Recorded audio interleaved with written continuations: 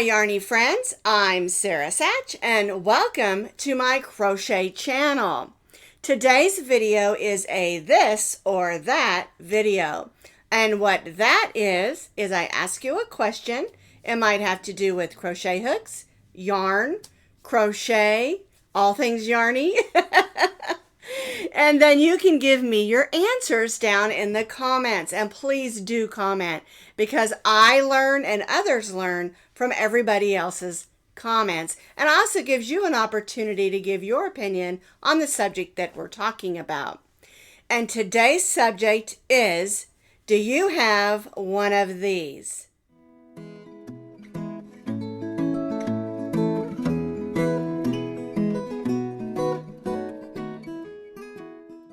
Well, I don't just have one, I have several. And what that is my yarn stash tub. And I try to organize it with like medium weights acrylic, medium weight wool, medium weight cotton, and then the chunky weights and things like that. But so the question today is, how do you organize your scraps? You know, I had a friend when I lived in Colorado that when her yarn would get down to a ball about this side, she'd just throw it away. Ah! That's crazy talk, isn't it? She would just throw it away. She's like, it's not big enough to make anything. I'll just toss it. Well, this is big enough to make lots of different things combined with lots of other yarns. And so what do you do with your leftovers from your yarn stash, your scraps, things like that? How do you store them?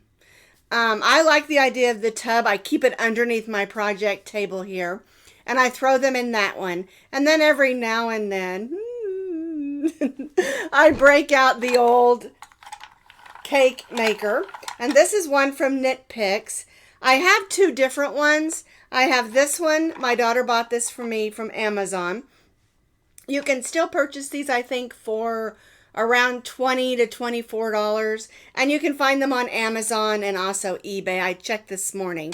There are other brands as well. This is just the manual one that hooks to your table, and I hook it right here on my table, and then I wind my cakes. And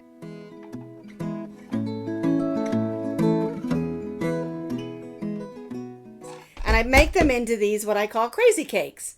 And I do have a video that I made, oh my goodness, 4 or 5 years ago about how I make these crazy cakes. And if you don't have a winder, how you can make them using toilet paper rolls and other things. And I'll put that blog link or that video link down in the notes under the video so you can go and view that if you want to. But really, what we're trying to talk about today is, what do you do?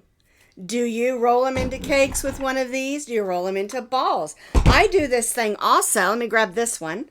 And I call this my crazy balls. And what I do is, this one's coming apart. But what I do is I'll roll them into 3-strand balls. Like all this whole ball is rolled with 3 strands held together. And I do that sometimes with 2 and 4. So I do them 2, 3, and 4 into these, and then I can make thick blankets like the one behind me is made using some of those crazy balls.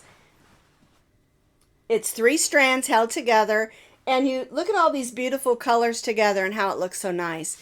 And sometimes you think, well, colors won't go together, but they do.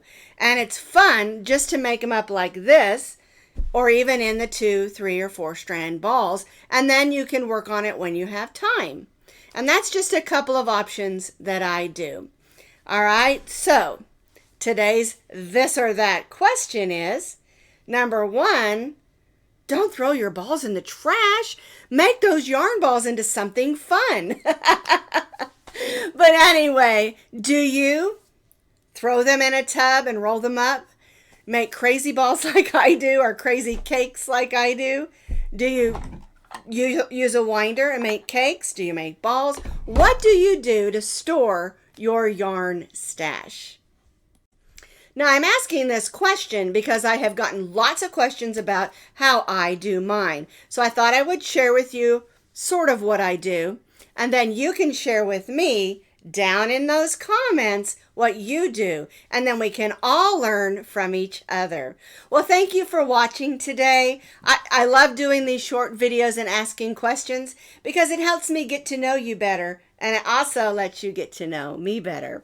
Is that a good thing? Well, you all have a great week, and I'll see you later for another edition of This or That. Bye-bye now.